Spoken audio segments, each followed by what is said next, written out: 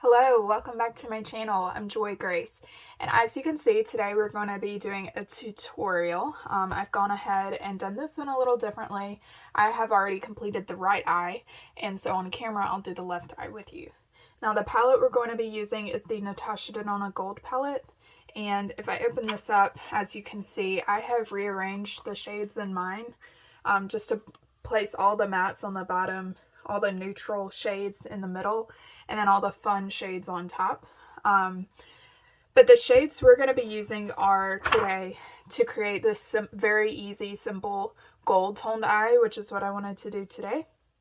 The shades we're going to be using are Aria in the crease, Aurum, this really nice true gold color all over the lid.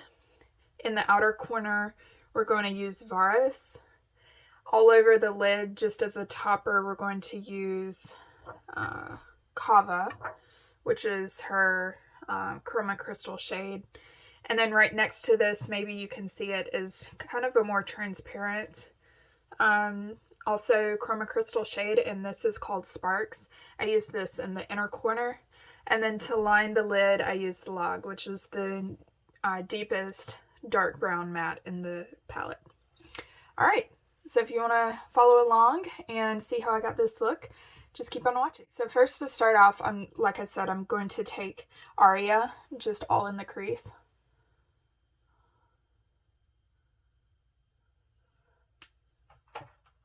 And I should probably grab a mirror so I can see what I'm doing. It's been a while since I've filmed last.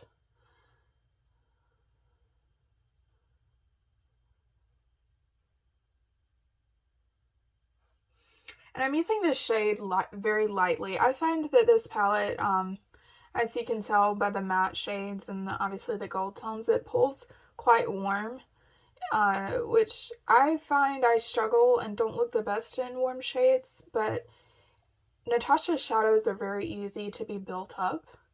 And so if you just tap ever so lightly, it's easy to get kind of a wash of that color instead of going in heavily and then having to blend everything out after the fact.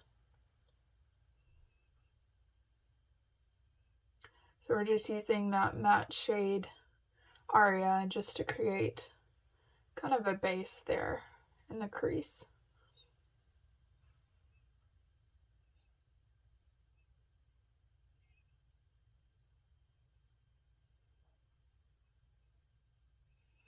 And I like to blend a lot, as you can see. I'm not the best at blending, but I find if I do it enough, long enough, it comes out looking decent. Alright, and the brush I was using for that, it's just it's not my favorite brush by any means. It's the Morphe M573 brush. But I'm actually going on a trip, so I have all my nicer brushes, the rougher and Wayne Goss brushes, already packed away. So I'm using what I have left. Alright, so now that I have that in the crease and kind of blown out, I'm going to go in with the Varus shade. It's that this one's kind of not warm toned at all. It's just a brown shimmer. I think more of a neutral tone. I really like it. And I feel like for a mostly brown neutral palette, this one's unique because it doesn't pull so warm. But I'm just using that in the outer corner. Just building that up with, this is actually a Natasha Denona number 9 brush. If this is any indication of the rest of her brush range, it's terrible. Like, the bristles are so pointy. It's very uncomfortable. They're in total opposition to Wayne Goss and rougher brushes that are super soft. So I don't recommend, and that's why I haven't picked up any more from her line. But since it is kind of scratchy and stiff, if you are having trouble blending any shades, I find it's kind of useful for that because it can move the shadows around when you need them to. This shade in particular isn't hard to blend, but if you did have more of like a pink or a red or a purple, something that was more difficult to blend, I find having kind of a stiffer, more scratchy brush can sometimes help. So I'm just kind of blending that out in the outer corner, trying to do a V, kind of a soft V shape in the outer corner.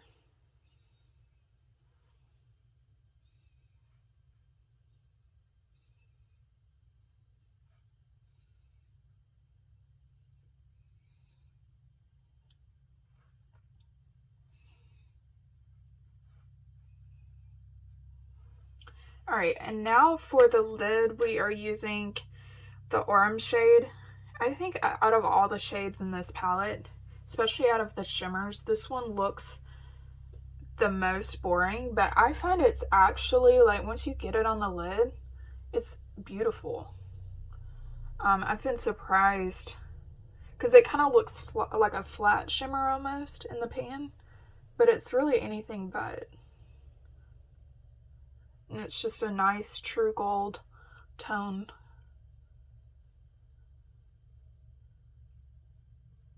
The shade I'm using to pack this on is the Rephr 28 brush.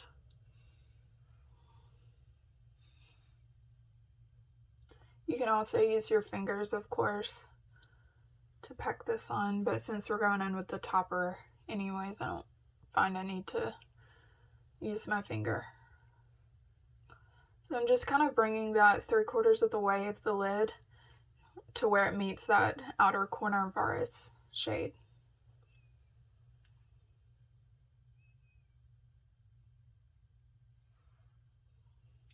Alright, going back in with the brush that I used for the outer corner, just to make sure that blends seamlessly.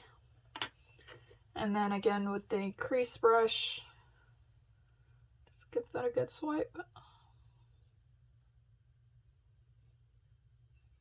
So I like that. So today I really wanted to punch it up and use the Chroma Crystal shade. This Kava shade that I showed you, it's just absolutely stunning, as you can see. Both of these shades are, but especially Kava as a lid topper. So I'm going in with my finger and just placing that everywhere that I placed the gold orange shade. You can see just how pretty that is.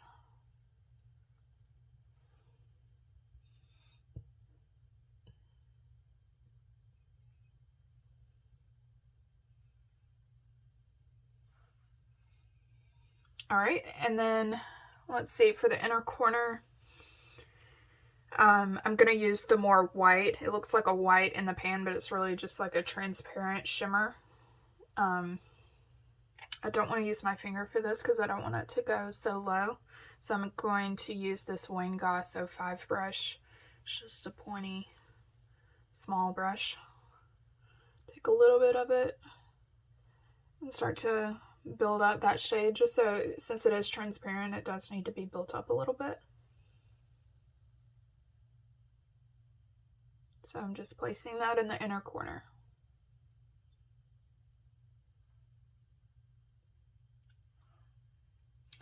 All right.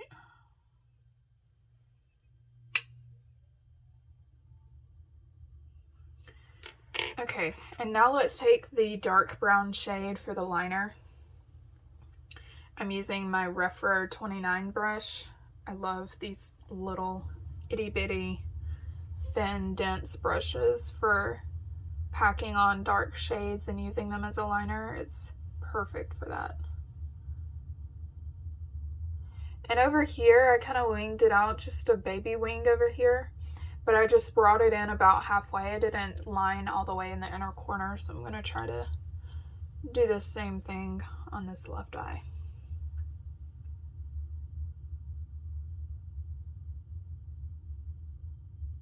You can see just how dark and great that color is for a lining shade.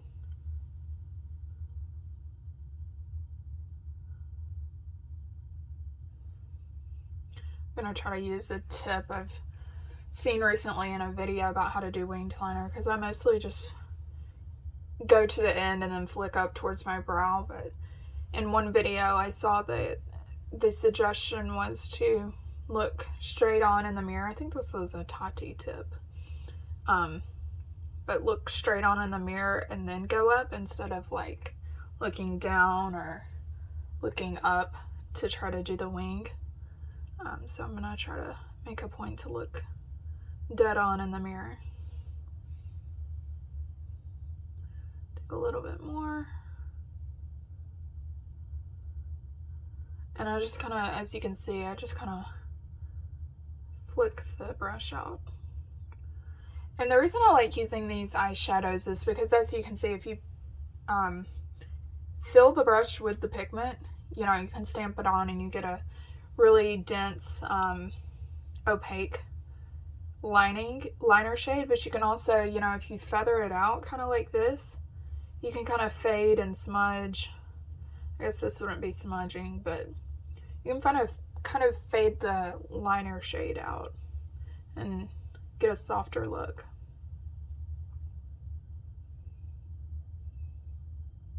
I think I went a little too far in. I think on this other eye I kind of stopped at the apex of the eye.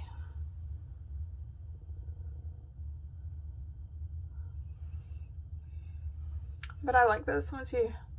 Once I put on mascara, you won't be able to see. I would like to just do a hint more of concealer before I put anything on the lower lash line, just because it's been a little bit and it's looking wrinkly.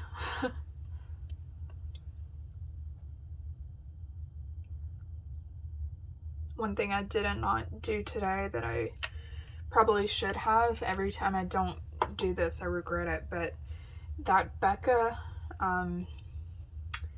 what do they even call it? Let me find it. It's this Becca, it's a salmon colored under eye brightening corrector. I have it in the shade light to medium, but it's like a creamy color corrector shade, and it's great for not only helping to conceal your dark circles, but also it makes your concealer last better and not crease, I find. So I really like it. I did not use it today, so I find my concealer's kind of breaking up. So let's try to save the under eye area while we can.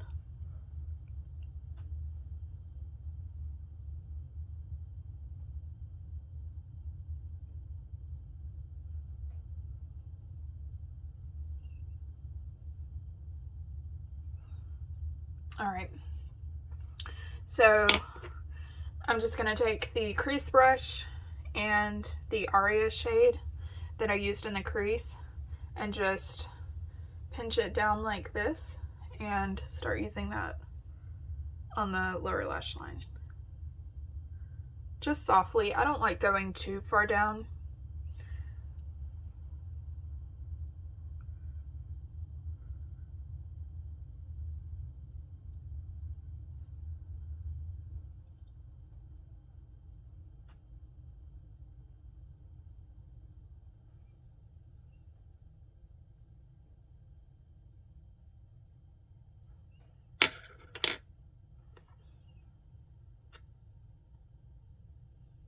Okay, I think my wings are looking relatively even, maybe.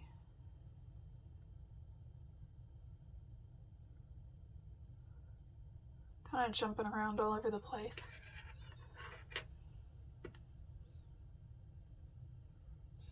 Maybe the under eyes are too. Maybe I need a little more here.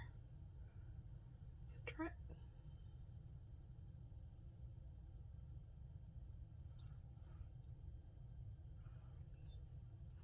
Okay, I'm pretty happy with that. All right, so let me curl my lashes and do mascara, and then we'll do a recap.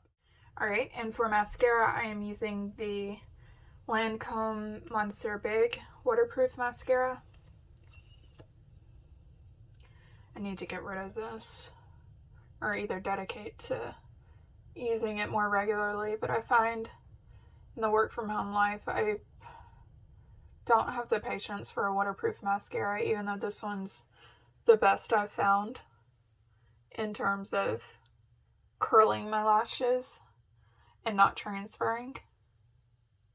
But it's so much work to take it off. That's why I'm really not wearing them these days. And of course, I would smudge the mascara. It's fine.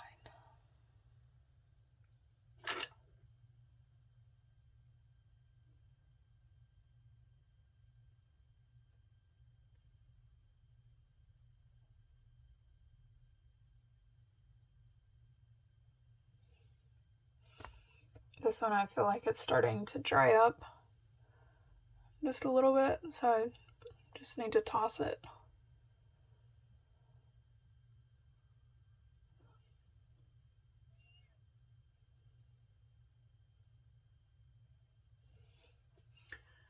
Okay, let's clean the mascara smudge off. Let's see, what should we use?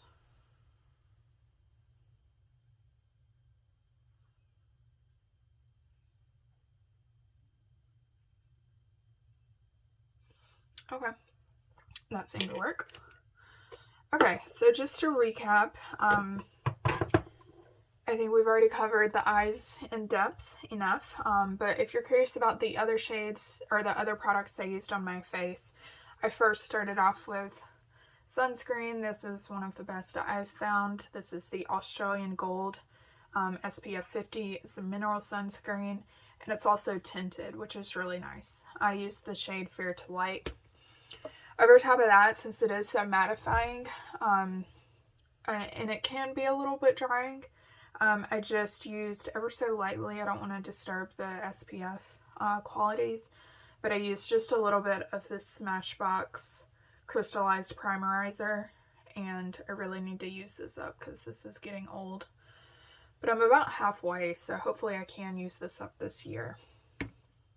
But that provides a hydrating and kind of glowy, there's obviously shimmer in it, base. And then for foundation, I used my Dalton Doll Skin foundation in the shade Light. I love this. I think it's my favorite foundation ever, and I think it is my favorite Dalton foundation for sure. Alright, and then for bronzer, this one's kind of exciting. The Natasha Denona Contour Sculpting Powder. This is more of a bronzing shade for me, and it has taken me forever, but I finally just hit pan either this week or last week, so this is my first pan of 2022, and it feels great. It's expanding rather rapidly.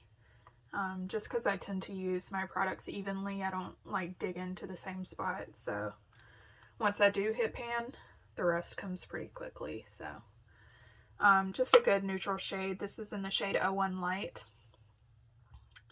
For concealer, I used a combination of the Dalton TCE Concealer in the shade Light, and then I combined it with the, I think they call this Unny Club. I got it from Yes Style. It's a really nice concealer as well, and this is in the shade 1. For blush, I used the Charlotte Tilbury Chic to Chic blush in First Love. It's just a very nice, light, neutral blush. And then for highlight, I used the Dalton Liquid H2 Glow highlighter, just in their original shade. It's a really nice, as you can see, like no glitters in it. It's just a really nice liquid highlight. I like it. For brows, I used the Dalton Brow Lights in the shade Brunette.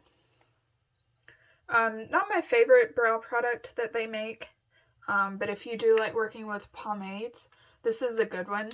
I just have a scar on my brow, so and this one covers it pretty well, but I just find pencils are better at covering up scars, or even their brow gel is pretty good at just alone, because it's a tinted brow gel.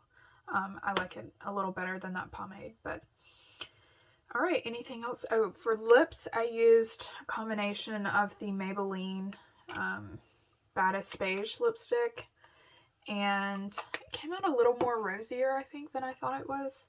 But I topped it with the Fenty Gloss Bomb and Fenty Glow. Alright, so is there anything else I missed? I think that is everything. So if you liked this look, certainly let me know. If you have this palette, I'd also love to hear that as well, or any other comments. Let's chat down below in the comment box. Thank you for watching, and if you aren't already subscribed, please make sure to hit the like button and the subscribe button. I would greatly appreciate it. Thank you. Bye.